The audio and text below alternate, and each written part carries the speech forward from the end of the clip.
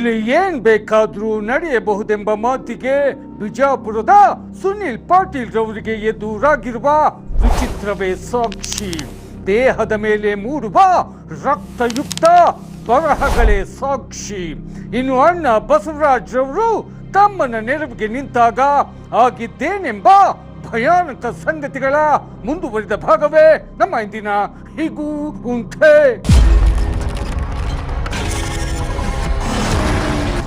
ಸುಮಾರು 200 ಗ್ರಾಂನಷ್ಟು ಬಂಗಾರ ಮಾಯ.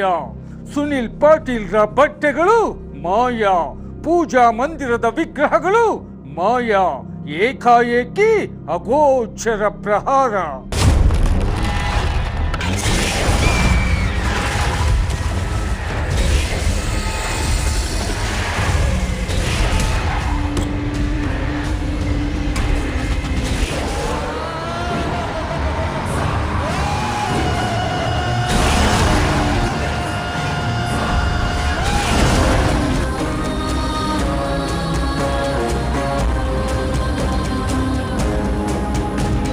ವಿಜಯಪುರದ ಉಮ್ರಾನಿಯ ಸುನಿಲ್ ಪಾಟೀಲ್ ರವರಿಗೆ ಅಗೋಚರವಾಗಿ ನಡೆಯುತ್ತಿರುವ ಇಂತಹ ಭಯಾನಕ ಆಕ್ರಮಣವು ದಿನಕ್ಕೆ ಒಂದು ಬಾರಿಯಾದರೂ ಆಗಿಬಿಡುತ್ತೆ. ಇಲ್ಲಿಗಾಗಲೇ ಬಹಳಷ್ಟು ನೆತ್ತರು ದೇಹದಿಂದ ಹರಿದಿದೆ. ಇಡೀ ದೇಹದಲ್ಲಿ ಹೊಡೆದಂತಹ ಶಾಕ್ ಕೊಟ್ಟಂತಹ, ಸುಟ್ಟಂತಹ, ಕತ್ತರಿಸಿದಂತಹ ಮಾರ್ಕ್ಗಳನ್ನ ನಾವು ನೋಡಬಹುದು.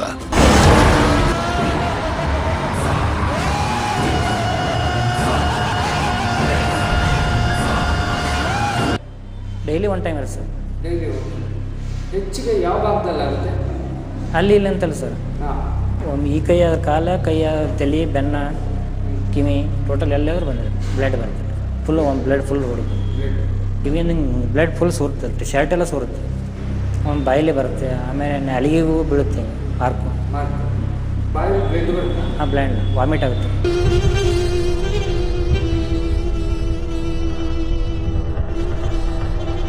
ಹಣೆಯೇ ಅರ್ಧಕ್ಕೆ ಸೀಳಿಬಿಡುತ್ತೆ ಸರ್. ರಕ್ತ ರಕ್ತ ರಕ್ತ.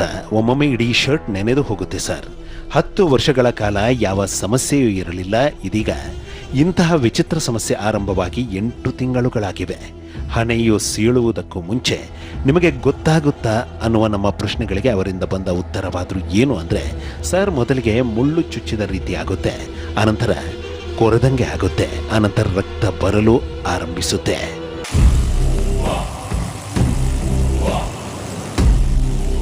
ಸ್ಟಾರ್ಟ್ ಆಗೋ ಟೈಮ್ದಾಗ ಸ್ವಲ್ಪ ಮುಳ್ಳು ಚುಚ್ಚಿದಂಗೆ ಆಗ್ತಾರೆ. ಪೇನ್ ಆಗೋದಕ್ಕೆ ಹಿಂಗೆ ನೋಡೋದಕ್ಕೆ ಅದು ಸ್ಟಾರ್ಟ್ ಆಗಿರುತ್ತೆ. ಹಣೆಯಲ್ಲಿ ಅದು ಸೇಮ್ ಸರ್.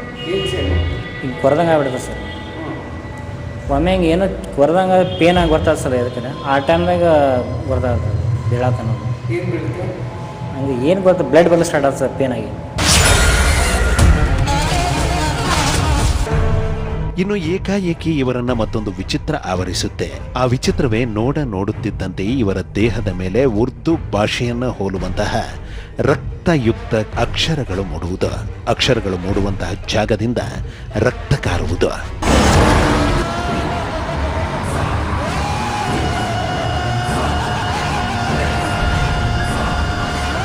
ಅಕ್ಷರ ಮೂಡುತ್ತೆ. ಉರ್ದು ಭಾಷೆ ಬೀಳುತ್ತೆ. ಆಮೇಲೆ 786 ಬೀಳುತ್ತೆ. ಆಮೇಲೆ ಚಂದ್ರಾಕಾರದ ಬೀಳುತ್ತದೆ. ಜಾಸ್ತಿ ಉರ್ದು ಭಾಷೆ ಒಳಗೆ ಬೀಳುತ್ತೆ ಸರ್.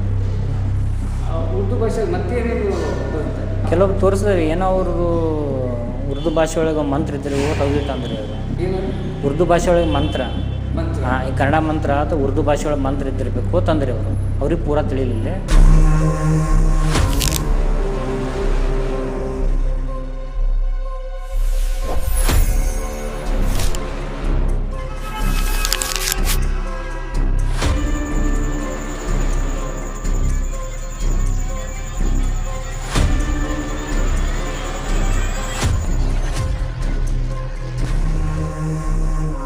ಸುನಿಲ್ ಪಾಟೀಲ್ರಿಂದ ಮತ್ತೊಂದು ಅಚ್ಚರಿ ಬಯಲಾಯಿತು. ಆ ಅಚ್ಚರಿಯೇ ಇಂತಹ ರಕ್ತಯುಕ್ತ ಬರಹಗಳು, ಗೀಚುಗಳು, ಗಾಯಗಳು 10 ದಿನಗಳ ನಂತರ ವಾಸಿಯಾಗಿ ಬಿಡುತ್ತವೆಂಬುದು. ಇನ್ನು ಸುತ್ತಮುತ್ತಲು ಎಷ್ಟೇ ಜನರಿದ್ದರೂ ಸಹ ಅಗೋಚರ ಆಕ್ರಮಣವಾಗಿ ಬಿಡುತ್ತೆ. ರಕ್ತ ಕಾರುತ್ತೆ. 10 ಜನರ ಸಮ್ಮುಖದಲ್ಲೇ ಪರಿಚಿತ ರಕ್ತದ ಕಲೆಗಳು ಇದ್ದಕ್ಕಿದ್ದಂತೆ ಮೂಡುತ್ತವೆಂಬುದು.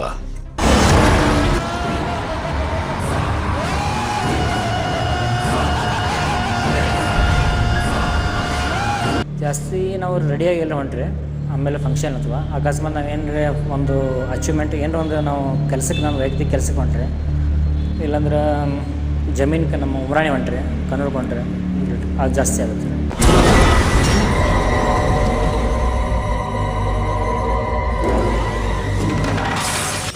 ಇನ್ನು ಅಗೋಚರ ಆಕ್ರಮಣದ ಪರಿಣಾಮ ದೇಹದಿಂದ ರಕ್ತ ಕಾರುವುದಕ್ಕೂ ಮುಂಚೆ ಇವರನ್ನು ಒಂದು ವಿಚಿತ್ರ ಆವರಿಸಿತು. ಆ ವಿಚಿತ್ರವೇ ಸುನೀಲ್ ಪಾಟೀಲ್ ರವರಿಗೆ ಸಂಬಂಧಿಸಿದ ಬಟ್ಟೆಗಳು ಮಾತ್ರ ಮಾಯವಾಗಿ ಬಿಡುವುದು. ಮೈ ಮೇಲೆ ಹಾಕಿಕೊಂಡ ಬಟ್ಟೆಗಳು ಸಹ ರಾತ್ರೋರಾತ್ರಿ ಮಾಯವಾಗಿ ಬಿಡುವುದು.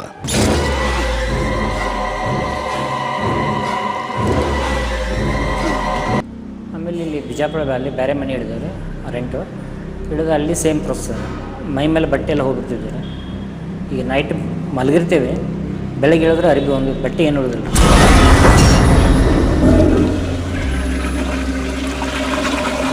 ಖರ್ಚು ಸುತ್ತಿಗೆ ಇರುತ್ತೆ ಸರ್. ನೈಟ್ ಮಲಗದಾಗ ಇರ್ತದೆ, ಬೆಳಗ್ಗೆ ಇರೋದು ಇರೋದಿಲ್ಲ. ಮನೆಯಲ್ಲಿ ಎಲ್ಲರ ಬಟ್ಟೆಯೂ ಸೇಫ್, ಆದರೆ ಇವರ ಬಟ್ಟೆಗಳು ಮಾತ್ರ ರಾತ್ರೋರಾತ್ರಿ ಮಾಯವಾಗಿ ಬಿಡುತ್ತವೆ. ಇನ್ನು ಅಂತಹ ವಿಚಿತ್ರದ ನಡುವೆ ಮತ್ತೊಂದು ವಿಚಿತ್ರ ಎದುರಾಗಲು ಆರಂಭಿಸಿತು. ಹಾಗೆ ಎದುರಾಗಲು ಆರಂಭಿಸಿದ ವಿಚಿತ್ರವೇ ದೇವರ ಕೋಣೆಯಲ್ಲಿನ ದೇವರ ವಿಗ್ರಹಗಳು, ಫೋಟೋಗಳು, ಪೂಜಾ ಸಾಮಗ್ರಿಗಳು ಮಾಯವಾಗಲು ನಿಂತವು.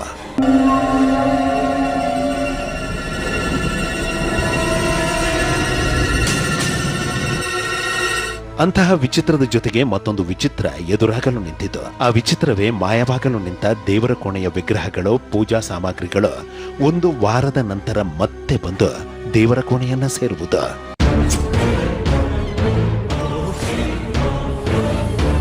ಆಮೇಲೆ ನಮ್ಮ ವೈಫ್ ಪೂಜೆ ಮಾಡತ್ರ ಪೂಜಾ ರೂಮ್ ಒಳಗೆ ದೇವರಷ್ಟು ಮಾಯ ಹೋಗ್ಬಿಟ್ಟಾರೆ. ದೇವರು ಪೂಜಾ ರೂಮ್ ಒಳಗಿಂದ ದೇವರುಗಳು ಅವೆಲ್ಲ ಫುಲ್ ಮಾಯ ಹೋಗ್ಬಿಟ್ಟಾರೆ.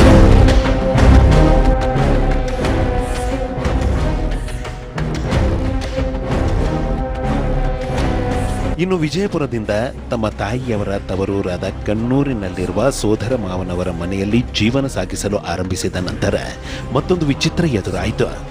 ಆ ವಿಚಿತ್ರವೇ ಸುನೀಲ್ ಪಾಟೀಲ್ರಿಗೆ ಸಂಬಂಧಿಸಿದ ವಸ್ತುಗಳು, ಬಂಗಾರದ ಒಡವೆಗಳು ವಿಸ್ಮಯಕಾರಿ ರೀತಿಯಲ್ಲಿ ಸುಟ್ಟು ಭಸ್ಮವಾಗಿ ಬಿಟ್ಟದ್ದು.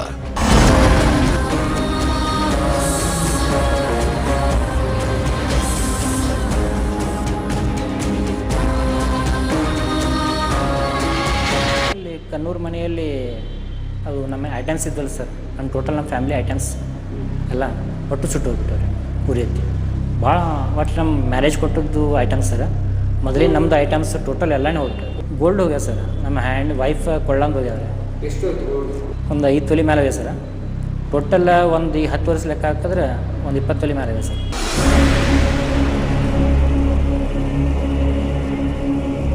ಸರ್, ಇದೀಗ ಕಣ್ಣೂರಿನ ಮನೆಯಲ್ಲಿ 50 ಗ್ರಾಂಗೂ ಅಧಿಕ ಬಂಗಾರ ಸುಟ್ಟು ಭಸ್ಮವಾಗಿ ಹೋಯಿತು. ಅಷ್ಟೇ ಅಲ್ಲದೆ ಮೈಮೇಲೆ ಹಾಕಿಕೊಂಡ ಬಂಗಾರವೂ ಸಹ ಮಾಯವಾದಂತಹ 10 ವರ್ಷಗಳ ಅವಧಿಯಲ್ಲಿ ಸುಮಾರು 200ಕ್ಕೂ ಹೆಚ್ಚು ಗ್ರಾಂ ಬಂಗಾರದ ಒಡವೆಗಳು ಕಣ್ಮರೆಯಾಗಿ ಬಿಟ್ಟಿವೆ ಎಂಬ ನೋವಿನ ಮಾತು ಸುನೀಲ್ ಪಾಟೀಲ್ ರವರದ್ದು.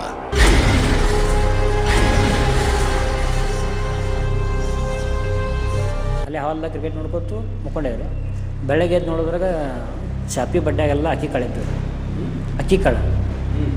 ಅಕ್ಕಿ ಕಾಳು ಎಲ್ಲ ಇದ್ರು. ಇವ್ರು ಏನಾಗಿ ಹೆಂಗೆ ಬಿದ್ದ ಮಾಡಿ ಅಂತೇಳಿ ಎಲ್ಲ ಬೆಳೆದು ಇದು ಮಾಡಿದ್ರೆ ಆಮೇಲೆ ಒಂದು 10 ನಿಮಿಷ ಬಿಟ್ಟು ನೋಡ್ಕೊತಾರೆ. ಇವ್ರ ಸಿಸ್ಟರ್ಸ್ ಕೊಳ್ಳಂದು ಕಿವ್ಯಾಂದು ಏನಿಲ್ಲ ಸರ್, ಏನಿಲ್ಲ ಹಾಕ್ಕೊಂಡೋದಿಲ್ಲ. ಆಮೇಲೆ ಟೆಜ್ರಿ ಓಪನ್ ಮಾಡಿ ನೋಡ್ತಾರೆ, ಆ ಥರವೂ ಇಲ್ಲ. ಅವಾಗ ಏನಂದ್ರೆ ಒಂದು 14-13 ತೊಲೆ ಸರ್. ಅವು ಗಂಟನೆ ಇವ್ರ ಕಿವ್ಯಾಂದು ಸಿಸ್ಟರ್ಸ್ದು ಎಲ್ಲರೂ ಹೋಗ್ಬಿಟ್ಟೆ ಸರ್. ಎಲ್ಲರೂ ಸಿಸ್ಟರ್ ಮಕ್ಕಳು ಅದಾರೆ, ಅವ್ರ ಕಿವ್ಯಾನ ಹೋಗಿದ್ವಿ ಸರ್. ಬೆಳಗ್ಗೆ ಹೇಳಿದ್ರೆ ಹಾಕ್ಕೊಂಡಿರ್ತೀವಿ. ಪೆಟ್ಟಿಗೆ ಎಲ್ಲ ಟೋಟಲ್ ಹೋಗ್ಬಿಟ್ಟು ಸರ್. ಎಷ್ಟು ಗ್ರಾಮ್ ಆಗಿತ್ತು? ಗ್ರಾಮ್ ಅಂದರು ತೊಲೆ ಅಂದ್ರೆ 13 ತೊಲೆ ರೀ, ಅಂದ್ರೆ 130 ಗ್ರಾಮ್ ಅದ ಸರ್. ಒಂದು ಲ್ಯಾಪ್ಟಾಪ್ ಹಿಡಿದು ಗ್ರಾಮದ ಮಕ್ಕಳಿಗೆ ಕಂಪ್ಯೂಟರ್ ಶಿಕ್ಷಣ ಕೊಡಲು ನಿಂತಾಗ ಊರಿನ ಜನರು ಇವರನ್ನ ಶ್ಲಾಘಿಸಲು ನಿಂತರು. ಅಂತಹ ಶ್ಲಾಘಿಸುವ ಮಾತುಗಳು ಊರಿನಲ್ಲಿ ಕೇಳಿ ಬರಲು ನಿಂತಾಗ ಮತ್ತೊಂದು ವಿಚಿತ್ರ ಎದುರಾಯಿತು. ಹಾಗೆ ಎದುರಾದ ವಿಚಿತ್ರವೇ ಪ್ಲಾಸ್ಟಿಕ್ ಟೇಬಲ್ ಮೇಲೆ ಇಟ್ಟಿದ್ದ ಲ್ಯಾಪ್ಟಾಪ್ ಸುಟ್ಟು ಭಸ್ಮವಾಗಿ ಬಿಟ್ಟಿದ್ದು.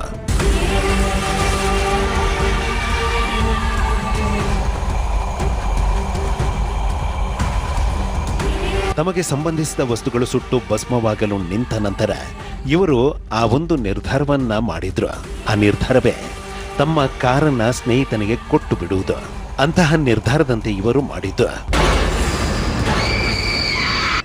ನನ್ನ ಕಾರು ಸ್ಟಾರ್ಟ್ ಆಗುತ್ತೆ ಸರ್ ಈ ಟೈಮಿಗೆ 2 ಮಂತ್ಸ್. ಅದಕ್ಕೆ ಈ ಮೊನ್ನೆ ನಮ್ಮ ಮನೆಗೆ ಊರಿಗೆ ಹತ್ತಲ್ಲ ಸರ್, ಅದ್ರ ಸಂಬಂಧ ಕಾರ್ನ ಮತ್ತೊಬ್ಬರು ಕೊಟ್ಟೇನೆ. ನಮಗೆ ಸಂಬಂಧಪಟ್ಟಿದ್ದು ಒಂದು ಕಂಪ್ಯೂಟರ್ ಸುಟ್ಟೈತೆ ಸರ್. ನಾನು ಕಂಪ್ಯೂಟರ್ ಕ್ಲಾಸ್ ಹೇಳ್ತಿದ್ದೆ ಸುಮ್ಮ ಫ್ರೀಯಾಗಿ ಹುಡುಗರಿಗೆ, ಅದನ್ನು ಸುಟ್ಟೈತೆ. ಅದು ಯಾವ ಥರ ಸುಟ್ಟಿದೆ ಸರ್, ಪ್ಲಾಸ್ಟಿಕ್ ಟೇಬಲ್ ಮೇಲೆ ಇದೆ. ಕಂಪ್ಯೂಟರ್ ಫುಲ್ PC ಉರಿಯತ್ತೆ, ಫುಲ್ ಬರ್ನ್ ಉರಿಯತ್ತೆ. ಅದ್ರ ಬಡ್ಡೆ ಪ್ಲಾಸ್ಟಿಕ್ ಟೇಬಲ್ ಏನೂ ಆಗಿಲ್ಲ, ಕಂಪ್ಯೂಟರ್ ಎಲ್ಲ ಫುಲ್ ಗೊಳೆ ಬಿಟ್ಟೆ PC ಟೋಟಲೇ. ಅದ್ರಿಗೆ ಆ ಟೇಬಲ್ ನೋಡ್ತಾರೆ, ಟೇಬಲ್ಗೆ ಒಂದೇ ಒಂದು ಬ್ಲ್ಯಾಕ್ ಡಾಟ್ ಇಲ್ಲ.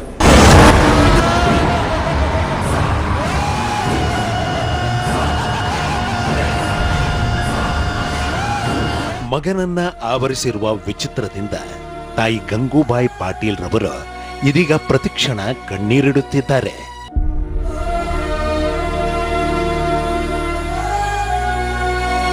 ಹಿಂಗೆ ಸಮಸ್ಯೆ ಮೇಗೆ ನೀರಿಗೆ ಹೋಗ್ತಾರೆ. ಬಂಗಾರ 25 ಮ್ಯಾಗೆ ಹೋಗ್ಯವ್ರಿ. ಅಲ್ಲಿ ತೇಜ್ರಾಗ ಇಡ್ತಿದ್ದೇವ್ರಿ, ಹೋಗ್ಬಿಡ್ತಿದ್ರು. ತೇಜ್ರ ಚಾವಿ ಹಂಗೆ ಇರ್ತೈತ್ರಿ. ಒಟ್ಟು ಹೆಣ್ಮಕ್ಳು ಹಬ್ಬಕ್ಕೆ ಬಂದ್ರೆ ಗಂಟೆ ಎಣ್ಕೆ ಇಟ್ಟರು, ಅವರು ಎಲ್ಲ ಹೋಗ್ಯಾರ.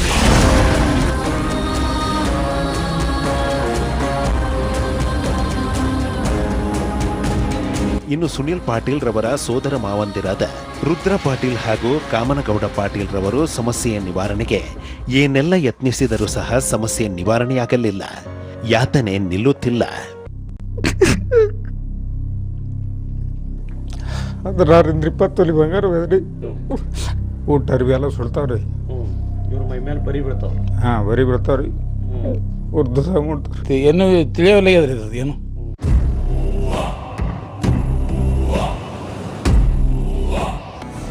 ಸುಮಾರು 8 ತಿಂಗಳುಗಳಿಂದ ಆಗುತ್ತಿರುವ ಅಗೋಚರ ಆಕ್ರಮಣದಿಂದಾಗಿ ಎದುರಾಗುತ್ತಿರುವ ಊಹೆಗೂ ಮೀರಿದ ಚಿತ್ರ ವಿಚಿತ್ರಗಳಿಂದ ಬಹಳಷ್ಟು ರಕ್ತವನ್ನ ಕಳೆದುಕೊಂಡಿರುವ, ಇಡೀ ದೇಹದಲ್ಲಿ ಗಾಯದ ಗುರುತುಗಳನ್ನು ಹೊಂದಿರುವ ಸುನಿಲ್ ಪಾಟೀಲ್ಗೆ ಎದುರಾಗಿರುವ ವಿಚಿತ್ರ ಸಮಸ್ಯೆಯನ್ನ ಹೇಗಾದರೂ ನಿವಾರಿಸಬೇಕೆಂದು ಸುನಿಲ್ ಪಾಟೀಲ್ರ ಅಣ್ಣ ಬಸವರಾಜ್ ಮುಂದಾದರು.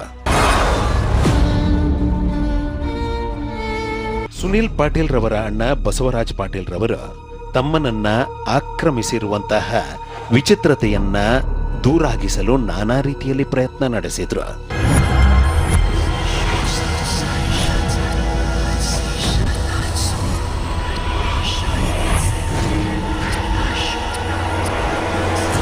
ಬಸವರಾಜ್ ಪಾಟೀಲ್ ರವರು ತಮ್ಮನನ್ನ ಆವರಿಸಿರುವಂತಹ ವಿಚಿತ್ರಗಳನ್ನ ದೂರಾಗಿಸಲು ಬಹಳಷ್ಟು ಖರ್ಚು ಮಾಡಿದ್ರು. ನಾನಾ ರೀತಿಯ ಪೂಜೆಗಳಿಗೆ ಮೊರೆ ಹೋದರು. ಅಂತಹವುಗಳಿಗೆ ಮೊರೆ ಹೋದ ನಂತರ ಒಂದು ಭಯಾನಕತೆ ಎದುರಾಯಿತು. ಇಡೀ ಗ್ರಾಮವೇ ನೋವಿನಲ್ಲಿ ಮುಳುಗುವಂತಹ ಒಂದು ಆಘಾತ ಎದುರಾಯಿತು.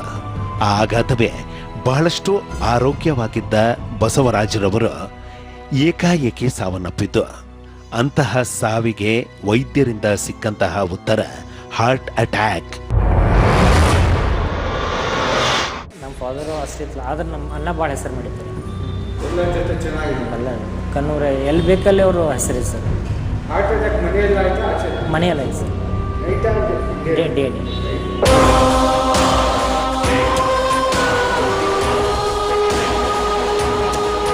ನನ್ನ ಹಣೆ ಯಾವ ಕಾರಣಕ್ಕಾಗಿ ಇದ್ದಕ್ಕಿದ್ದಂತೆ ಸೀಳುತ್ತೆ, ರಕ್ತ ಹರಿಯುತ್ತೆ, ಯಾವ ಕಾರಣದಿಂದಾಗಿ ಉರ್ದು ಭಾಷೆಯನ್ನು ಹೋಲುವ ರಕ್ತಯುಕ್ತ ಅಕ್ಷರಗಳು ಮೂಡುತ್ತವೆ, ಯಾವ ಕಾರಣಕ್ಕಾಗಿ ತಮಗೆ ಸಂಬಂಧಿಸಿದ ವಸ್ತುಗಳು ಸುಟ್ಟು ಭಸ್ಮವಾಗುತ್ತವೆ, ಯಾವ ಕಾರಣಕ್ಕಾಗಿ ತಮ್ಮ ಬಟ್ಟೆಗಳು ಮಾತ್ರ ಮಾಯವಾಗುತ್ತದೆಂಬ ಪ್ರಶ್ನೆಗಳೊಂದಿಗೆ ಪ್ರತಿಕ್ಷಣ ಭಯದೊಂದಿಗೆ ಜೀವನ ಸಾಗಿಸುತ್ತಿದ್ದಾರೆ ಸುನೀಲ್ ಪಾಟೀಲ್.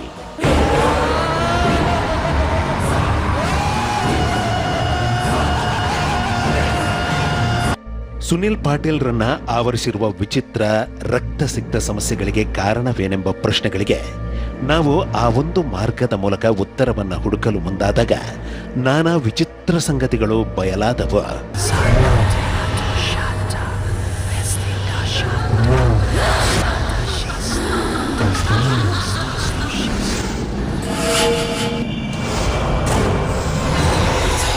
ಸುನಿಲ್ ಪಾಟೀಲ್ರ ಹಣೆಯು ಸೀಳೋದು ಏಕೆ, ರಕ್ತ ಕಾರೋದು ಏಕೆ, ಚಿತ್ರ ವಿಚಿತ್ರಗಳು ಆವರಿಸೋದು ಏಕೆ?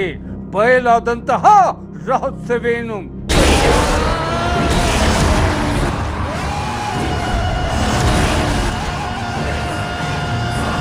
ಆ ಒಂದು ಮಾರ್ಗದ ಮೂಲಕ, ಆ ಒಂದು ವಿಧಾನದ ಮೂಲಕ ಸುನಿಲ್ ಪಾಟೀಲ್ರನ್ನ ಆವರಿಸಿರುವ ವಿಚಿತ್ರಕ್ಕೆ ಕಾರಣವೇನೆಂಬುದನ್ನ ನಾವು ತಿಳಿಯಲು ಮುಂದಾದ ನಂತರ ಒಂದು ರಹಸ್ಯ ಬಯಲಾಯಿತು. ಇನ್ನು ಆ ರಹಸ್ಯವೇನೆಂಬುದನ್ನು ತಿಳಿಯುವುದಕ್ಕೂ ಮುಂಚೆ ಕೇರಳದ ಆ ವ್ಯಕ್ತಿ ಮಾಂತ್ರಿಕನಾಗಿದ್ದು ಹೇಗೆಂದು ತಿಳಿಯೋಣ.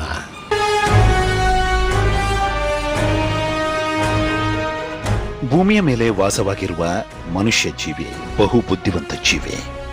ಇದೀಗ ಆ ಮನುಷ್ಯ ಜೀವಿ ಸೃಷ್ಟಿಕರ್ತನಾಗಿ ಬಿಟ್ಟಿದ್ದಾನೆ. ಬಹು ಸಾಮರ್ಥ್ಯದ ಉಕ್ಕಿನ ಮನುಷ್ಯರನ್ನ ತಯಾರಿಸುತ್ತಿದ್ದಾನೆ.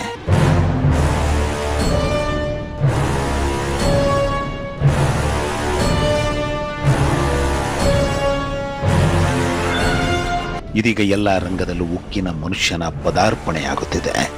ಉಕ್ಕಿನ ಮನುಷ್ಯನನ್ನ ಯುದ್ಧ ಭೂಮಿಗೂ ಸಹ ಇಳಿಸಲು ತಯಾರಿ ನಡೆಸುತ್ತಿದ್ದಾನೆ ಮನುಷ್ಯ. ಇದೀಗ ರೋಬೋಟ್ ಉಕ್ಕಿನ ಮನುಷ್ಯ ಯುದ್ಧಕ್ಕೂ ಸೈ, ಕೆಲಸಕ್ಕೂ ಸೈ, ಸಂತೋಷದಿಂದ ಹಾಡಿ ಕುಣಿಯುವುದಕ್ಕೂ ಸೈ.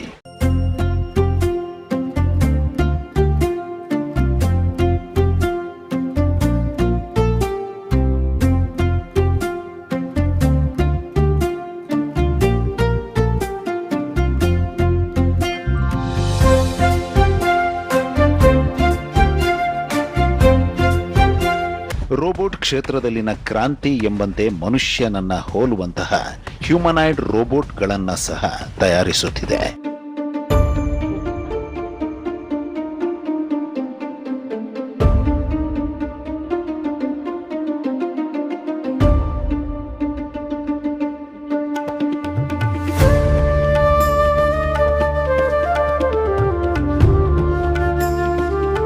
ಇನ್ನು ಎಲ್ಲಾ ರಂಗಗಳಲ್ಲೂ ಜಾಗತಿಕ ಮಟ್ಟದಲ್ಲಿ ಹೆಸರು ಮಾಡುತ್ತಿರುವ ಭಾರತವೂ ಸಹ ರೋಬೋಟ್ ಕ್ಷೇತ್ರದಲ್ಲಿ ಕಾಲೇರಿಸಿದೆ. ಹೊಸ ಹೊಸ ಸಾಧ್ಯತೆಗಳತ್ತ ಕೆಲಸ ಮಾಡುತ್ತಿದೆ.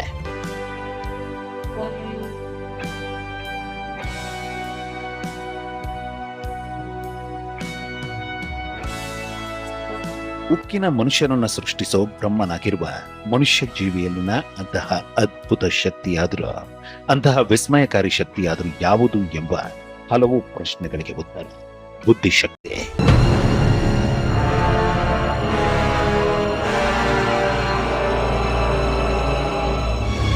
ಒಬ್ಬೊಬ್ಬರಲ್ಲಿ ಒಂದೊಂದು ರೀತಿಯ, ಒಂದೊಂದು ಮಟ್ಟದ ಬುದ್ಧಿಶಕ್ತಿಯು ನಾನಾ ಕ್ರಿಯೆಗಳ ಮೂಲಕ ಜಗತ್ತಿಗೆ ಪರಿಚಯವಾಗುತ್ತೆ. ಕೆಲವರಲ್ಲಿನ ಅಂತಹ ಬುದ್ಧಿಶಕ್ತಿಯ ಇಡೀ ಮನುಕುಲವನ್ನ ಚಕಿತಗೊಳಿಸುತ್ತೆ.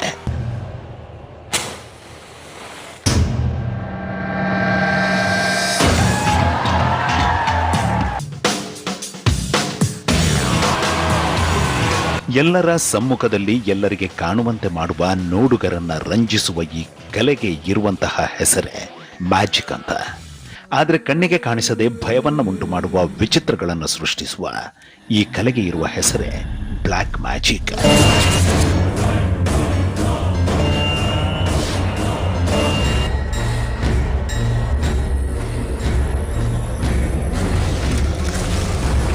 ಜಗತ್ತಿನಲ್ಲಿ ಲಕ್ಷಾಂತರ ಜನರ ನಿದ್ದೆ ಕೆಡಿಸುತ್ತಿರೋ, ಭಯಭೀತಿಗೊಳಿಸುತ್ತಿರೋ ಬ್ಲ್ಯಾಕ್ ಮ್ಯಾಜಿಕ್ನ ಸಾಧ್ಯತೆಯ ಬಗ್ಗೆ ನಾನಾ ರೀತಿಯ ಭಿನ್ನಾಭಿಪ್ರಾಯಗಳಿವೆ. ಆದರೆ ಅದನ್ನ ಅನುಭವಿಸುತ್ತಿರುವವರ, ಅದರೊಂದಿಗೆ ಪ್ರತಿಕ್ಷಣ ಜೀವನ ಸಾಗಿಸುತ್ತಿರುವವರ ಅನುಭವಗಳು ಮನುಕುಲವನ್ನ ಭಯಭೀತಿಗೊಳಿಸುತ್ತಿವೆ.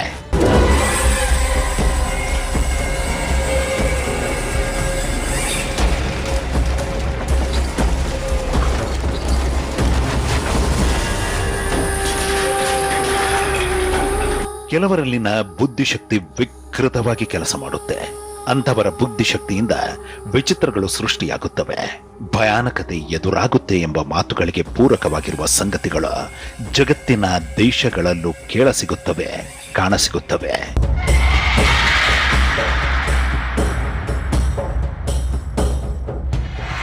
ದೂರದಿಂದ ಕುಳಿತು ಮನೆ ಮಂದಿಯ ಮತಿಯನ್ನ ಕೆಡಿಸೋ, ನೆಮ್ಮದಿಯನ್ನ ಕೆಡಿಸೋ ಇಂತಹ ವಿಚಿತ್ರಗಳಿಗೆ ಇರುವ ಹೆಸರೇ ಭಾನಾಮತಿ.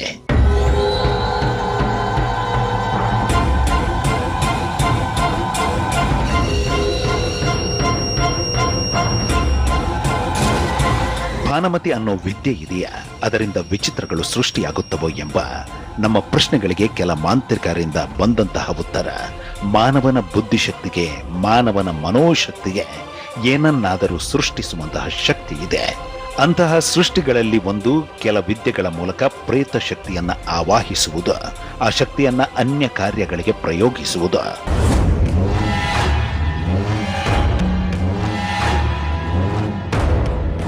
ಅಂತಹ ಪ್ರೇತ ಶಕ್ತಿಯನ್ನ ಆವಾಹಿಸಿಕೊಂಡು ಅನ್ಯರಿಗೆ ತೊಂದರೆಯನ್ನು ಕೊಡುವುದರಿಂದ ಅವರಿಗೆ ಏನೂ ಆಗುವುದಿಲ್ಲವಾ ಎಂಬ ಪ್ರಶ್ನೆಗಳಿಗೆ ಅದೇ ಮಾಂತ್ರಿಕರಿಂದ ಬಂದ ಉತ್ತರ ಅವರಿಗೂ ಸಹ ಕೆಡುಕು ಕಟ್ಟಿಟ್ಟ ಬುದ್ಧಿ ಎಂಬುದು.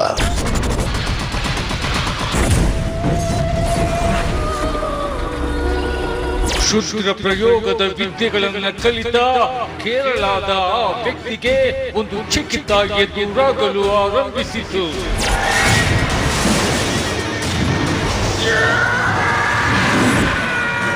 ಕೇರಳದ ಆ ಓರ್ವ ಯುವಕ ಬೇರೊಂದು ದಾರಿಯನ್ನ ಹಿಡಿದು ಬಿಟ್ಟ. ಭಾನಾಮತಿ ವಿದ್ಯೆಯನ್ನ, ಕ್ಷುದ್ರ ಪ್ರಯೋಗದ ವಿದ್ಯೆಗಳನ್ನ ಕಲಿಯಲು ನಿಂತ.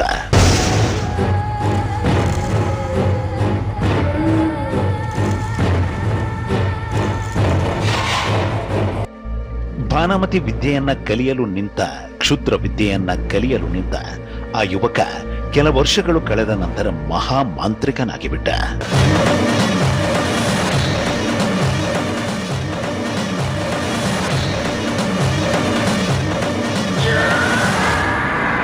ಕೇರಳದ ಆ ವ್ಯಕ್ತಿ ದುಷ್ಟ ವಿದ್ಯೆಗಳನ್ನ ಕಲಿತು ಮಾಂತ್ರಿಕನಾದ ನಂತರ ಆಗಿದ್ದೇನು? ಇನ್ನು ಸುನೀಲ್ ಪಾಟೀಲ್ರನ್ನ ಆವರಿಸಿರುವ ರಕ್ತ ಸಿಕ್ತ ವಿಚಿತ್ರಕ್ಕೆ ಕಾರಣವೇನೆಂಬ ಸಂಗತಿಗಳಿಗೆ ಆ ಒಂದು ವಿಧಾನದ ಮೂಲಕ ಸಿಕ್ಕಂತಹ ಉತ್ತರವಾದ್ರೂ ಏನು ಅಂದ್ರೆ ಆ ಓರ್ವ ಮಾಂತ್ರಿಕ ಕಾರಣವೆಂಬುದು.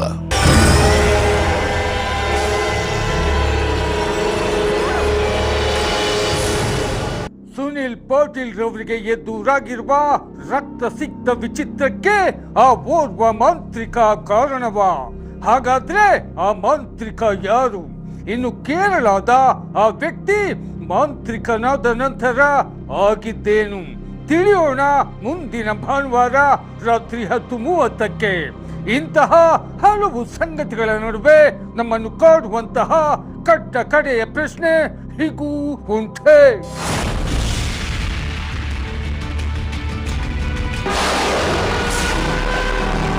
ಒಮ್ಮೆ ಹೀಗೆ ಯೋಚಿಸಿ ನೋಡಿ. ಓ, ನೀವು ಕನ್ನಡಿಯ ಮುಂದೆ ನಿಂತಿದ್ದೀರಾ, ಇದ್ದಕ್ಕಿದ್ದಂತೆ ನಿಮ್ಮ ಹಣೆಯಿಂದ ರಕ್ತ ಸುರಿಯೋಕ್ ಶುರುವಾಗುತ್ತೆ. ಅಬ್ಬಾ, ಕೇಳೋಕೆ ಒಂಥರ ಭಯ ಆಗತ್ತೆ. ಹೌದು, ನಿಜ. ಆದರೆ ಇದು ಕೇವಲ ಸಾಮಾನ್ಯ ರಕ್ತಸ್ರಾವ ಅಲ್ಲ ಗೊತ್ತಾ. ಆ ರಕ್ತ ನಿಧಾನವಾಗಿ ಚರ್ಮದ ಮೇಲೆ ಯಾವುದೋ ಒಂದು ನಿರ್ದಿಷ್ಟ ಭಾಷೆಯ ಅಕ್ಷರದ ರೂಪ ಪಡಿತಾ ಇದೆ ಅಂತ ಇಟ್ಕೊಳ್ಳಿ. ಓ, ಇದು ಖಂಡಿತ ಯಾವುದೋ ಹಾರರ್ ಸಿನಿಮಾದ ದೃಶ್ಯದ ತರ ಇದೆ ಅಲ್ವಾ? ಅದೇ ಗುಟ್ಟು. ಇದು ಸಿನಿಮಾದ ಕಥೆ ಅಲ್ಲ, ವಿಜಯಪುರದ ಉಮ್ರಾಣಿ ಗ್ರಾಮದ ಸುನಿಲ್ ಪಾಟೀಲ್ ಅನ್ನೋರ ನೈಜ ಬದುಕಿನಲ್ಲಿ ನಡೀತಾ ಇರೋ ಘಟನೆ ಇದು. ನಿಜಕ್ಕೂ ಮೈ ಜುಮ್ಮನ್ನುತ್ತೆ. ಖಂಡಿತ. ಈ ದೃಶ್ಯಗಳನ್ನ ಕಲ್ಪಿಸ್ಕೊಳ್ಳೋದೇ ಒಂದು ದೊಡ್ಡ ಆಘಾತ ಅಂತ ಹೇಳ್ಬಹುದು. ಅಂದ್ರೆ ನಮ್ಮ ಸುತ್ತಲಿನ ಭೌತಿಕ ಪ್ರಪಂಚದ ಬಗ್ಗೆ ನಮಗಿರೋ ಎಲ್ಲಾ ನಂಬಿಕೆಗಳನ್ನ ಬುಡಮೇಲು ಮಾಡುವಂಥ ಘಟನೆಗಳು ಇವು. ಕರೆಕ್ಟ್. ಈಗ ನೋಡಿ, ನಾವು ವೈದ್ಯಕೀಯ ರೋಗ ನಿರ್ಣಯದ ಬಗ್ಗೆ ಮಾತಾಡುವಾಗ ಅದರವಿ ಒಂದು ರೀತಿಯ ನಿಖರತೆ ಇರುತ್ತೆ ಅನ್ನೋ ನಿರೀಕ್ಷೆ ನಮ್ಮೆಲ್ಲರಲ್ಲೂ ಇರುತ್ತೆ ತಾನೆ. ಇದೊಂದು ರೀತಿಯ ಇಂಜಿನಿಯರಿಂಗ್ ಇದ್ದ ಹಾಗೆ. ಹೌದು. ಎಲುಬು ಮುರಿದ್ರೆ ಎಕ್ಸ್ರೇಯಲ್ಲಿ ಆ ಬಿಳಿ ಬಣ್ಣದ ಮುರಿದ ಗೆರೆ ಸ್ಪಷ್ಟವಾಗಿ ಕಾಣುತ್ತೆ. ಎಕ್ಸಾಕ್ಟ್ಲಿ. ವೈದ್ಯರು ಅದನ್ನ ತೋರಿಸಿ ಇಲ್ಲಿದೆ ಸಮಸ್ಯೆ ಅಂತ ನೇರವಾಗಿ ಹೇಳ್ತಾರೆ. ಮುರಿದಿದ್ಯೋ ಇಲ್ಲವೋ ಅನ್ನೋದು ಬಹಳ ಸ್ಪಷ್ಟ. ಆದರೆ ಈ ಮಾನವನ ನಂಬಿಕೆಗಳು, ಆ ಕಾಣದ ಶಕ್ತಿಗಳು ಮತ್ತು ವಿವರಿಸಲಾಗದ ಆಘಾತಗಳ ಜಗತ್ತಿಗೆ ಕಾಲಿಟ್ಟಾಗ ಆ ಎಕ್ಸ್ರೇ ಯಂತ್ರ ಇದ್ದಕ್ಕಿದ್ದಂತೆ ಕೆಟ್ಟೋದಾಗೆ ಭಾಸವಾಗುತ್ತೆ. ನಿಜ. ಅಲ್ಲಿ ವಿಜ್ಞಾನದ ನೇರವಾದ ಉತ್ತರಗಳು ಸಿಗೋದಿಲ್ಲ. ಅದೇ ಕಾರಣಕ್ಕೆ ಇಂದಿನ ನಮ್ಮ ಈ ಆಳವಾದ ಅಧ್ಯಯನದ ಉದ್ದೇಶ ಕೇವಲ ಒಂದು ಭಯಾನಕ ಕಥೆಯನ್ನ ಹೇಳೋದಲ್ಲ, ಬದಲಾಗಿ ಈ ಭೌತಿಕ ಪ್ರಪಂಚದ ನಿಯಮಗಳಿಗೆ ಸವಾಲು ಹಾಕುವಂತಹ ಅಗೋಚರ ಆಕ್ರಮಣಗಳ ಹಿಂದೆ ನಿಜಕ್ಕೂ ಏನಿದೆ ಅಂತ ಹುಡುಕೋದು. ಜೊತೆಗೆ ಆ ಭಾನಾಮತಿಯಂತಹ ಕಲ್ಪನೆಗಳ ಹಿಂದಿರುವ ಮಾನವನ ಬುದ್ಧಿಶಕ್ತಿಯ ವೈಪರೀತ್ಯಗಳನ್ನ ವೈಜ್ಞಾನಿಕ ಹಾಗೂ ಮನೋವೈಜ್ಞಾನಿಕ ನೆಲೆಯಲ್ಲಿ ಬಿಡಿಸಿ ನೋಡೋದು ಬಹಳ ಮುಖ್ಯ ಆಗುತ್ತೆ. ಹೌದು. ಈಗ ಈ ಭಯಾನಕ ಕಥೆಯ ಕೇಂದ್ರ ಬಿಂದುವಾಗಿರುವ ದೈಹಿಕ ಹಿಂಸೆಯಿಂದಲೇ ಶುರು ಮಾಡೋಣ. ಕಳೆದ 8 ತಿಂಗಳಿಂದ ಸುನೀಲ್ ಪಾಟೀಲ್ ಅವರಿಗೆ ಪ್ರತಿದಿನ ಯಾವುದೋ ಅಗೋಚರ ಶಕ್ತಿಯಿಂದ ಆಕ್ರಮಣ ಆಗ್ತಾ ಇದೆ. 8 ತಿಂಗಳು ಅಂದ್ರೆ ಅದು ಬಹಳ ಸುದೀರ್ಘವಾದ ಮಾನಸಿಕ ಹಿಂಸೆ. ಹೌದು, ಕೈಕಾಲು, ತಲೆ, ಬೆನ್ನು, ಕಿವಿ ಹೀಗೆ ದೇಹದ ಮೂಲೆ ಮೂಲೆಗಳಿಂದಲೂ ಏಕಾಏಕಿ ರಕ್ತ ಸುರಿಯೋಕ್ ಶುರುವಾಗತ್ತೆ. ಲೈಕ್ ಬಾಯಿಂದಲೂ ರಕ್ತ ಬರುತ್ತೆ, ಕಪ್ಪು ರಕ್ತದ ವಾಂತಿಯಾಗತ್ತೆ ಅಂತ ಮೂಲಗಳು ಹೇಳ್ತವೆ. ಓ ಮೈ ಗಾಡ್! ಒಮ್ಮೊಮ್ಮೆ ಹಣೆಯೇ ಅರ್ಧಕ್ಕೆ ಸೀಳಿಬಿಡುತ್ತೆ ಎನ್ನುವಷ್ಟು ಭೀಕರವಾಗಿ ರಕ್ತ ಹರಿಯುತ್ತದಂತೆ. ಇಲ್ಲಿ ಗಮನಿಸಬೇಕಾದ ಮತ್ತೊಂದು ಆಘಾತಕಾರಿ ಅಂಶ ಅಂದ್ರೆ ರಕ್ತ ಬರೋದಕ್ಕೂ ಮುನ್ನ ಅವ್ರಿಗೆ ಲೈಕ್ ಮುಳ್ಳು ಚುಚ್ಚಿದಂತಹ ಏನೋ ಕೊರೆದಂತಹ ಅನುಭವ ಆಗತ್ತೆ. ನೋಡಿ, ಇದು ನರಮಂಡಲದ ಮಟ್ಟದಲ್ಲಿ ನಡೀತಾ ಇರೋ ಅತ್ಯಂತ ಆಳವಾದ ಪ್ರತಿಕ್ರಿಯೆ ಅನ್ನೋದನ್ನ ಆ ಕೊರೆಯುವ ಅಥವಾ ಚುಚ್ಚುವ ಅನುಭವ ಸೂಚಿಸುತ್ತೆ. ವೈದ್ಯಕೀಯ ವಿಜ್ಞಾನದಲ್ಲಿ ಇದನ್ನ ಕೇವಲ ಬಾಹ್ಯ ಗಾಯ ಅಂತ ಕರೆಯೋಕ್ಕಾಗಲ್ಲ. ಅಂದ್ರೆ ಇದೊಂದು ತೀವ್ರವಾದ ದೈಹಿಕ ಆಘಾತ ಅಂತೀರಾ? ಖಂಡಿತ, ಇದು ಒಳಗಿನಿಂದ ಆಗ್ತಾ ಇರೋ ಒಂದು ತೀವ್ರ ಪ್ರತಿಕ್ರಿಯೆ. ಆದರೆ ನನಗಿಲ್ಲಿ ಒಂದು ವಿಷಯ ಸ್ವಲ್ಪವೂ ಅರ್ಥ ಆಗ್ತಾ ಇಲ್ಲ. ಈ ಗಾಯಗಳ ಸ್ವರೂಪ, ಅವರ ದೇಹದ ಮೇಲೆ ಉರ್ದು ಭಾಷೆಯನ್ನು ಹೋಲುವ ಅಕ್ಷರಗಳು ಮತ್ತು ಆ ಚಂದ್ರಾಕಾರದ ರಕ್ತಯುಕ್ತ ಗುರುತುಗಳು ಮೂಡ್ತವೆ. ಉದಾಹರಣೆಗೆ 786 ಅಂದ್ರೆ 786 ಅನ್ನೋ ಸಂಖ್ಯೆ ಅಂತ ಗುರುತುಗಳು. ಇದು ಕೇಳೋಕೆ ಬಹಳ ವಿಚಿತ್ರವಾಗಿದೆ. ಮತ್ತು ಯಾವುದೇ ವೈದ್ಯಕೀಯ ಚಿಕಿತ್ಸೆ ಇಲ್ಲದೆ ಕೇವಲ 10 ದಿನಗಳಲ್ಲಿ ಈ ಗಾಯಗಳು ತಾವಾಗಿಯೇ ವಾಸಿಯಾಗುತ್ತವೆ. ಒಂದು ನಿಮಿಷ. ನಮ್ಮ ಮೆದುಳಿಗೆ ನಮ್ಮ ದೇಹದ ಮೇಲೆ ಅಕ್ಷರಗಳನ್ನ ಮೂಡಿಸುವ ಶಕ್ತಿ ಇದೆ ಅಂತ ನೀವು ಹೇಳ್ತಾ ಇದೀಯಾ? ಇದು ಖಂಡಿತ ಎಲ್ಲರಿಗೂ ಬರುವಂಥ ಅತ್ಯಂತ ತಾರ್ಕಿಕವಾದ ಪ್ರಶ್ನೆ. ಮೇಲ್ನೋಟಕ್ಕೆ ಅದು ಅಸಾಧ್ಯ ಅಂತಲೇ ಅನ್ಸುತ್ತೆ. ಆದರೆ ವೈದ್ಯಕೀಯ ಇತಿಹಾಸವನ್ನು ಸ್ವಲ್ಪ ಕೆದಕಿದ್ರೆ ನಮ್ಗೆ ಕೆಲವು ಬೆರಗುಗೊಳಿಸುವ ಸತ್ಯಗಳು ಸಿಗ್ತವೆ. ಹೌದಾ? ಅಂಥದ್ದೇನಿದೆ ಇತಿಹಾಸದಲ್ಲಿ? ಸೈಕೋಜೆನಿಕ್ ಪರ್ಪ್ಯೂರಾ ಅಂದ್ರೆ ಆಟೋ ಎರಿಥ್ರೋಸೈಟ್ ಸೆನ್ಸಿಟೈಸೇಷನ್ ಸಿಂಡ್ರೋಮ್ ಅನ್ನೋ ಒಂದು ಅಪರೂಪದ ವೈದ್ಯಕೀಯ ಸ್ಥಿತಿ ಇದೆ. ಇಲ್ಲಿ ಏನಾಗುತ್ತೆ ಅಂದ್ರೆ ವ್ಯಕ್ತಿ ತೀವ್ರವಾದ ಮಾನಸಿಕ ಆಘಾತ ಅಥವಾ ವಿಪರೀತ ಒತ್ತಡಕ್ಕೆ ಒಳಗಾದಾಗ ಅವರ ದೇಹವೇ ತಮ್ಮ ಸ್ವಂತ ರಕ್ತಕಣಗಳ ವಿರುದ್ಧ ಪ್ರತಿರೋಧ ಒಡ್ಡಲು ಪ್ರಾರಂಭಿಸುತ್ತೆ. ಅಂದ್ರೆ ದೇಹನೇ ತನ್ನ ಮೇಲೆ ಅಟ್ಯಾಕ್ ಮಾಡುತ್ತಾ? ಹೌದು. ಇದರಿಂದ ಚರ್ಮದ ಅಡಿಯಲ್ಲಿ ಏಕಾಏಕಿ ರಕ್ತನಾಳಗಳು ಒಡೆದು ತೀವ್ರವಾದ ನೋವಿನಿಂದ ಕೂಡಿದ ಗಾಯಗಳು ಮತ್ತು ರಕ್ತಸ್ರಾವ ಆಗುತ್ತೆ. ಅಬ್ಬಾ!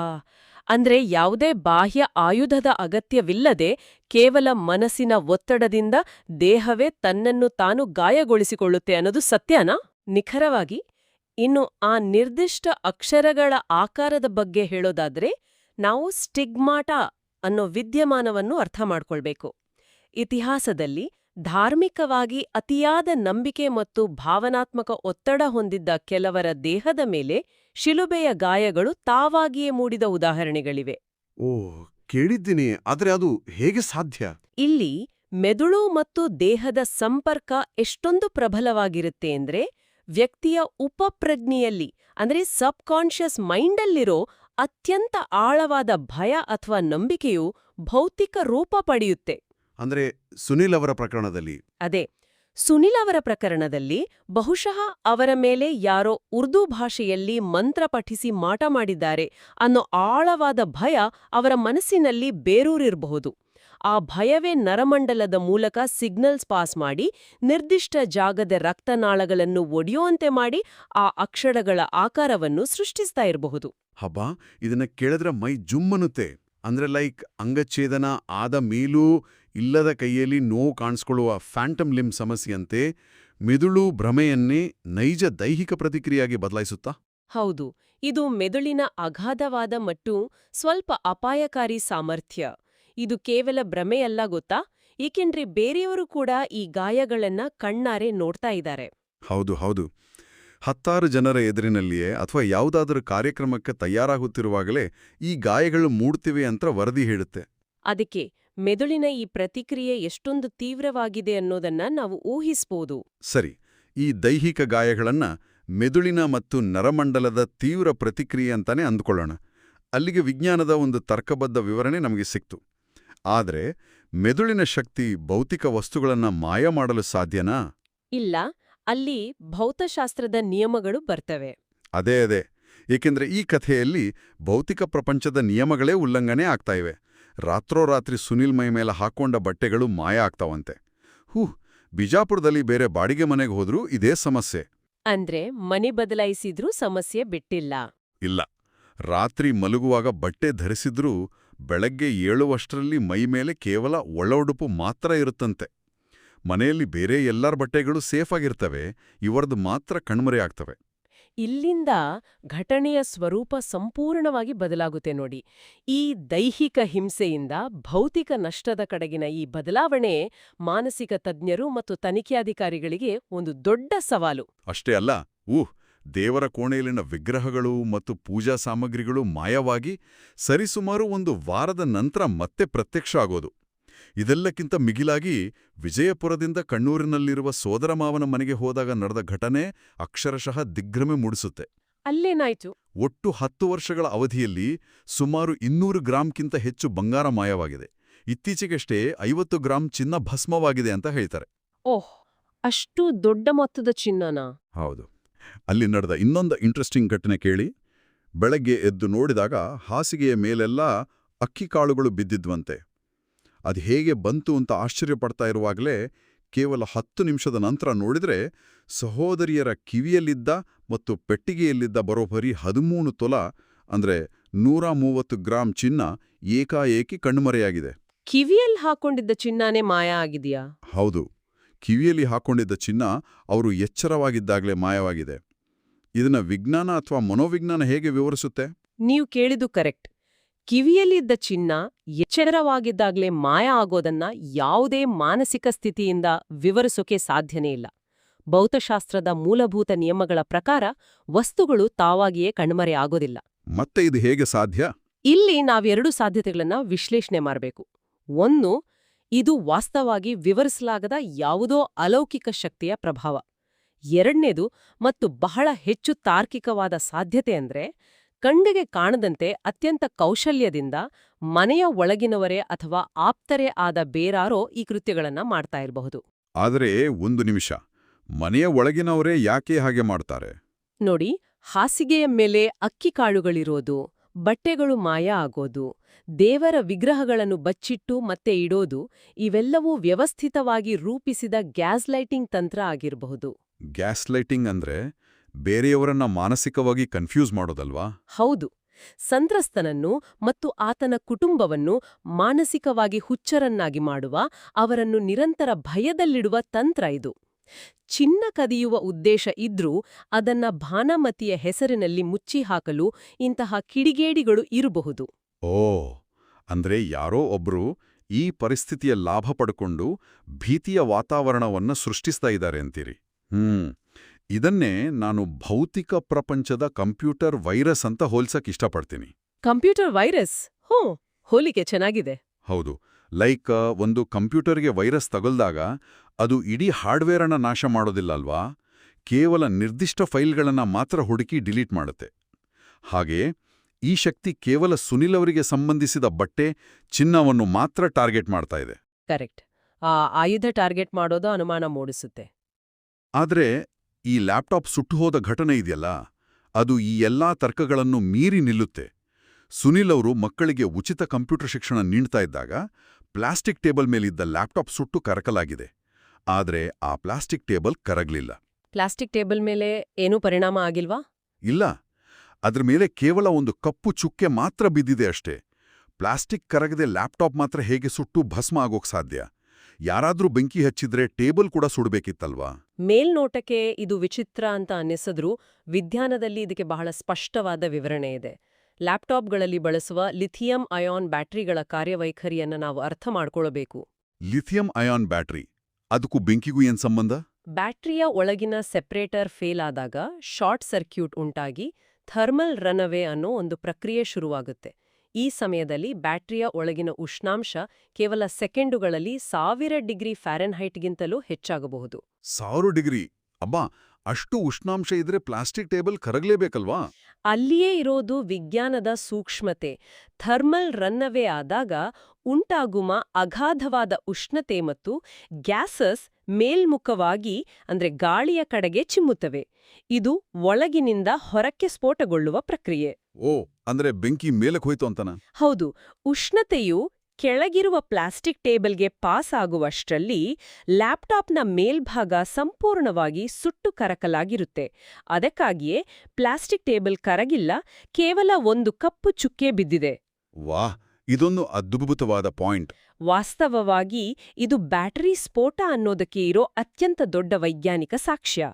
ಆದ್ರೆ ಈಗಾಗಲೇ ಭಯದ ಉತ್ತುಂಗದಲ್ಲಿರೋ ಸುನೀಲ್ ಅವರ ಮನಸ್ಸಿಗೆ ಇದು ಮಾಟಮಂತ್ರದ ಬೆಂಕಿ ಅಂತಾನೆ ಭಾಸವಾಗುತ್ತೆ. ನಿಜ ನಿಜ. ಆ ಭಯದಿಂದಲೇ ಅವರು ತಮ್ಮ ಕಾರನ್ನು ಸಹ ಭಯಪಟ್ಟು ಸ್ನೇಹಿತನಿಗೆ ಕೊಟ್ಬಿಟ್ಟಿದಾರಂತೆ. ಲೈಕ್ ಎಲ್ಲಿ ಕಾರು ಕೂಡ ಹೀಗೆ ಸುಟ್ಟೋಗುತ್ತೋ ಅಂತ. ನೋಡಿ, ಇದೇ ಆ ಭ್ರಮೆ ಮತ್ತು ಭಯದ ಶಕ್ತಿ. ಇದು ನಿಜಕ್ಕೂ ಬೆರಗು ಕುನ್ನಿಸುವ ಒಳನೋಟ. ಅಂದ್ರೆ ನೈಸರ್ಗಿಕವಾಗಿ ಅಥವಾ ಯಾಂತ್ರಿಕವಾಗಿ ನಡೆಯೋ ಘಟನೆಗಳು ಕೂಡ ಭಯದ ವಾತಾವರಣದಲ್ಲಿ ಅಲೌಕಿಕವಾಗಿ ಕಾಣೋಕೆ ಶುರುವಾಗ್ತವೆ. ಆದರೆ ಈ ಕಥೆಯ ಅತ್ಯಂತ ನೋವಿನ ಸಂಗತಿ ಅಂದ್ರೆ ಇದು ಕೇವಲ ವಸ್ತುಗಳ ನಾಶಕ್ಕೆ ಮಾತ್ರ ಸೀಮಿತ ಆಗ್ಲಿಲ್ಲ. ಮತ್ತೇನಾಯ್ತು? ಇದು ಜೀವಹಾನಿ ಅಂಥ ಕೌಟುಂಬಿಕ ದುರಂತಕ್ಕೆ ತಿರುಗಿತು. ಮನೆಯಲ್ಲಿ ತಾಯಿ ಗಂಗೂಬಾಯಿ ಪಾಟೀಲ್ ಅವರ ಕಣ್ಣೀರು ನಿರಂತರವಾಗಿದೆ. ಸೋದರ ಮಾವಂದರಾದ ರುದ್ರ ಪಾಟೀಲ್ ಹಾಗೂ ಕಾಮನಗೌಡ ಅವರು ಎಷ್ಟೇ ಪ್ರಯತ್ನಪಟ್ಟರೂ ಸಮಸ್ಯೆ ಬಗೆಹರಿದಿಲ್ಲ.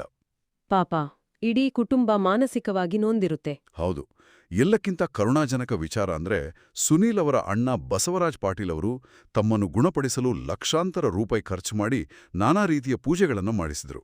ಆದರೆ ದುರಾದೃಷ್ಟವಶಾತ್ ಅತ್ಯಂತ ಆರೋಗ್ಯವಾದಿದ್ದ ಅವರು ಏಕಾಏಕಿ ಹಾರ್ಟ್ ಅಟ್ಯಾಕ್ನಿಂದ ಸಾವನ್ನಪ್ಪಿದ್ದು ಇಡೀ ಗ್ರಾಮವನ್ನೇ ಬೆಚ್ಚಿ ಬೀಳಿಸಿದೆ. ಇದು ಅತ್ಯಂತ ದುರಂತಮಯ ಘಟನೆ. ಈ ಸಾವನ್ನ ನಾವು ಹೇಗೆ ವಿಶ್ಲೇಷಣೆ ಮಾಡೋದು? ಇದು ನಿಜಕ್ಕೂ ಮಾಟಮಂತ್ರದ ಪ್ರಭಾವನ? ಈ ಸಾವನ್ನು ಅರ್ಥ ಮಾಡಿಕೊಳ್ಳಲು ನಾವು ವೈದ್ಯಕೀಯ ವಿಜ್ಞಾನದ ನೋಸಿಬೋ ಎಫೆಕ್ಟ್ ಬಗ್ಗೆ ಮಾತಾಡ್ಲೇಬೇಕು. ಒಂದು ನಿಮಿಷ.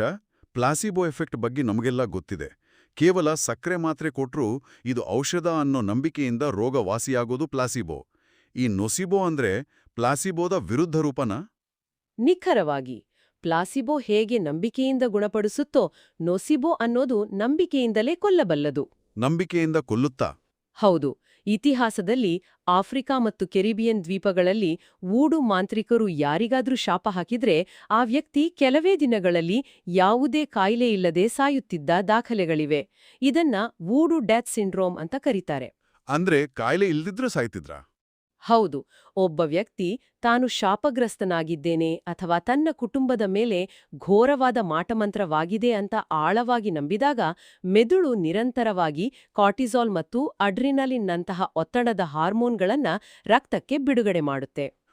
ಅಂದ್ರೆ ಸತತ 8 ತಿಂಗಳುಗಳ ಕಾಲ ಆ ಬಸವರಾಜ್ ಅವರ ದೇಹ ನಿರಂತರ ಭಯದ ಸ್ಥಿತಿಯಲ್ಲಿತ್ತು ಅಂತ ನೀವು ಹೇಳ್ತಾ ಇದ್ದೀರಾ? ಖಂಡಿತ ಹೌದು. ಪ್ರತಿದಿನ ತಮ್ಮನ ದೇಹದಿಂದ ರಕ್ತ ಬರೋದು, ಬಟ್ಟೆ ಮಾಯ ಆಗೋದು, ಲಕ್ಷಾಂತರ ರೂಪಾಯಿ ಖರ್ಚಾದ್ರೂ ಪರಿಹಾರ ಸಿಗದಿರೋದು, ಈ ಅಸಹಾಯಕತೆ ಮತ್ತು ತೀವ್ರವಾದ ಭೀತಿ ಅವರ ನರಮಂಡಲವನ್ನ ಸಂಪೂರ್ಣವಾಗಿ ಹಾನಿಗೊಳಿಸಿರುತ್ತೆ. ಅಷ್ಟು ಭಯದಿಂದ ಹಾರ್ಟ್ ಅಟ್ಯಾಕ್ ಆಗುತ್ತಾ? ಹೌದು. ಅತಿಯಾದ ಎಡ್ರಿನಾಲಿನ್ ರಿಲೀಸ್ ಆಗೋದ್ರಿಂದ ಹೃದಯದ ಬಡಿತ ಏರ್ಪೇರಾಗಿ ಬ್ಲಡ್ ಪ್ರೆಷರ್ ಹೆಚ್ಚಾಗಿ ಅದು ಅಂತಿಮವಾಗಿ ಮಾರಣಾಂತಿಕ ಹೃದಯಾಘಾತಕ್ಕೆ ಕಾರಣವಾಗುತ್ತೆ. ಬಸವರಾಜ್ ಅವರ ಸಾವು ಯಾವುದೇ ಪ್ರೇತಶಕ್ತಿಯಿಂದ ಆದದ್ದಲ್ಲ, ಬದಲಾಗಿ ಆ ಘೋರವಾದ ಭಯ ಮತ್ತು ನಂಬಿಕೆಯು ಅವರ ದೇಹದ ಮೇಲೆ ಬೀರಿದ ನೈಜ ಭೌತಿಕ ಪರಿಣಾಮವದು. ವಿಡಿಯೋದಲ್ಲಿ ಒಂದು ಅತ್ಯಂತ ಕುತೂಹಲಕಾರಿ ಹೋಲಿಕೆಯನ್ನು ನೀಡಲಾಗಿದೆ. ಅದು ಈ ಸಂದರ್ಭಕ್ಕೆ ಕನ್ನಡಿ ಹಿಡಿಯುತ್ತೆ. ಇಂದು ಮಾನವನು ತನ್ನ ಬುದ್ಧಿಶಕ್ತಿಯಿಂದ ತಂತ್ರಜ್ಞಾನದಲ್ಲಿ ಎಷ್ಟು ಮುಂದುವರೆದಿದ್ದಾನೆ ಅಂದ್ರೆ ಯುದ್ಧಭೂಮಿಯಲ್ಲಿ ಹೋರಾಡುವ ಉಕ್ಕಿನ ಮನುಷ್ಯನನ್ನ ಸಂತೋಷದಿಂದ ಹಾಡಿ ಕುಣಿಯುವ ಹ್ಯೂಮನೈಡ್ ರೋಬೋಟ್ಗಳನ್ನು ಸೃಷ್ಟಿಸ್ತಾ ಇದ್ದಾನೆ. ಹೌದು, ನಾವು ಬಹಳ ಮುಂದುವರೆದಿದ್ದೀವಿ. ಅನಾಮತಿಯಂತಹ ಕ್ರೂರ ವಿದ್ಯೆಗಳು ಹುಟ್ಕೊಳ್ತವೆ ಅಂತ ವಿಡಿಯೋದಲ್ಲಿ ಉಲ್ಲೇಖಿಸಲಾಗಿದೆ. ಮೂಲಗಳ ಪ್ರಕಾರ ಕ್ಷುದ್ರ ವಿದ್ಯೆಗಳನ್ನ ಕಲಿತ ಕೇರಳದ ಓರ್ವ ಮಾಂತ್ರಿಕನು ಪ್ರೇತಶಕ್ತಿಗಳನ್ನ ಆವಾಹಿಸಿಕೊಂಡು ಸುನಿಲ್ ಅವರ ಮೇಲೆ ಈ ಕೃತ್ಯಗಳನ್ನ ಎಸಗುತ್ತಿದ್ದಾನೆ ಅಂತ ಅನುಮಾನ ವ್ಯಕ್ತಪಡಿಸಿದ್ದಾರೆ. ಈ ವಿರೋಧಾಭಾಸ ನೋಡಿ, ಒಂದೆಡೆ ನಾವು ರೋಬೋಟ್ಗಳನ್ನ ಸೃಷ್ಟಿಸುವ ವೈಜ್ಞಾನಿಕ ಯುಗದಲ್ಲಿದ್ದೀವಿ, ಮತ್ತೊಂದೆಡೆ ಯಾರೋ ಮಾಡುವ ಮಾಟಮಂತ್ರಕ್ಕೆ ನಮ್ಮ ಪ್ರಾಣವನ್ನೇ ಕಳ್ಕೊಳ್ಳುವಷ್ಟು ಪ್ರಾಚೀನ ಭೀತಿಗಳು ನಮ್ಮನ್ನ ಇವತ್ತಿಗೂ ಆಳ್ತಿವೆ. ಇದು ಮಾನವನ ವಿಕಾಸದ ಬಹುದೊಡ್ಡ ವಿರೋಧಾಭಾಸ. ವಿಜ್ಞಾನ ಎಷ್ಟೇ ಬೆಳೆದರೂ ವಿವರಿಸಲಾಗದ ಭಯವನ್ನು ಎದುರಿಸುವಾಗ ಅದಕ್ಕೊಂದು ರೂಪ ಕೊಡೋದು ಮಾನವನ ಸಹಜ ಪ್ರವೃತ್ತಿ. ಮಾಂತ್ರಿಕ, ಪ್ರೇತಶಕ್ತಿ ಅನ್ನೋ ಹೆಸರುಗಳು ಆ ಭಯಕ್ಕೊಂದು ಮುಖವಾಡ ತೊಡಿಸುತ್ತವೆ ಅಷ್ಟೇ. ಅಂದ್ರೆ ಆ ಕೇರಳದ ಮಾಂತ್ರಿಕನ ಕತೆ ನಿಜ ಅಲ್ಲ ಅಂತನಾ? ಆ ಕಥೆ ನಿಜವೋ ಸುಳ್ಳೋ ಅನ್ನೋದು ತನಿಖೆಯಿಂದ ತಿಳಿಯಬೇಕಾದ ವಿಚಾರ. ಆದ್ರೆ ಒಬ್ಬ ವ್ಯಕ್ತಿಯ ಕೇಂದ್ರೀಕೃತ ದ್ವೇಷ ಅಥವಾ ಆ ಮಾಂತ್ರಿಕನ ಮೇಲಿನ ನಂಬಿಕೆ ಮತ್ತೊಂದು ಇಡೀ ಕುಟುಂಬದ ವಾಸ್ತವವನ್ನ ಹೇಗೆ ಛಿದ್ರಗೊಳಿಸಬಹುದು ಅನ್ನೋದಕ್ಕೆ ಈ ಪ್ರಕರಣ ಜ್ವಲಂತ ಉದಾಹರಣೆ. ಹೌದು.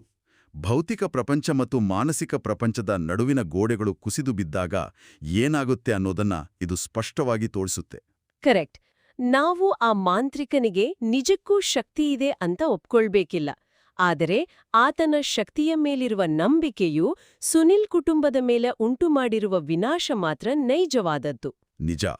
ಸುನಿಲ್ ಪಾಟೀಲ್ ಅವರ ದೇಹದಿಂದ ಸುರಿಯುವ ರಕ್ತ, ಏಕಾಏಕಿ ಮೂಡುವ ಭಾಷೆಯ ಅಕ್ಷರಗಳು, ಮಾಯವಾಗುವ ಚಿನ್ನ, ಸುಟ್ಟು ಹೋಗುವ ಲ್ಯಾಪ್ಟಾಪ್ ಮತ್ತು ಅಂತಿಮವಾಗಿ ಅಣ್ಣನ ಅನಿರೀಕ್ಷಿತ ಸಾವು ಇವೆಲ್ಲವೂ ಕೇವಲ ಒಂದು ಕುಟುಂಬದ ದುರಂತವಷ್ಟೇ ಅಲ್ಲ. ಇವು ನಮ್ಮ ದೈನಂದಿನ ವಾಸ್ತವ ಮತ್ತು ನಮ್ಮ ಆಳವಾದ ನಂಬಿಕೆಗಳ ನಡುವೆ ಇರುವ ಅತಿ ಸೂಕ್ಷ್ಮ ಗೆರೆಯನ್ನ ತೋರಿಸುವ ಭೀಕರ ಘಟನೆಗಳಾಗಿವೆ. ನಮಗೆ ತಿಳಿದಿರುವ ಸೇಫ್ ಅಂತ ಅಂದುಕೊಂಡಿರುವ ಜಗತ್ತು ಎಷ್ಟು ಬೇಗನೆ ತಲೆಕೆಳಗಾಗಬಹುದು ಅನ್ನೋದನ್ನ ಇದು ಎತ್ತಿ ತೋರಿಸುತ್ತಲ್ವಾ? ಸಂಪೂರ್ಣವಾಗಿ ಸತ್ಯ.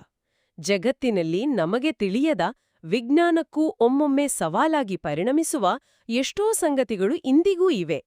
ಆದ್ರೆ ಈ ಕಥೆಯು ಕೇವಲ ಭಯ ಹುಟ್ಟಿಸೋದಕ್ಕಲ್ಲ, ಮತ್ಯತ್ತಕ್ಕೆ ಬದಲಾಗಿ ಮಾನವನ ಮನಸ್ಸು, ನಂಬಿಕೆಗಳು ಮತ್ತು ಸುತ್ತಲಿನ ವಾತಾವರಣಗಳು ಮನುಷ್ಯನ ಭೌತಿಕ ದೇಹದ ಮೇಲೆ ಎಂತಹ ವಿಚಿತ್ರ ಮತ್ತು ಅಗಾಧವಾದ ಪರಿಣಾಮಗಳನ್ನ ಬೀರಬಲ್ಲವು ಅನ್ನೋದನ್ನ ಅರ್ಥಮಾಡಿಕೊಳ್ಳಲು ಇದೊಂದು ಪಾಠ.